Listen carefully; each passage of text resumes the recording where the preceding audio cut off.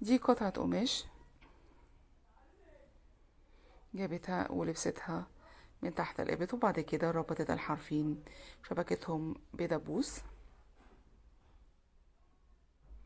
مقاس القماش 150 في 150، وهنا جابت الزيادة كلها شبكتهم بدبوس، وخدت برضو الزيادة، بقية الزيادة بتاعت قطعة القماش، وربطتهم مع بعض، ربطتهم زي ما احنا شايفين.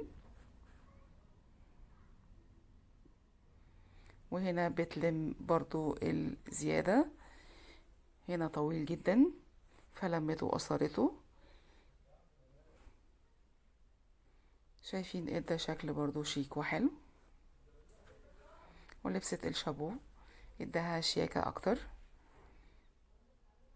هنا بتحط حلية في الفستان، ودي قطعة قماش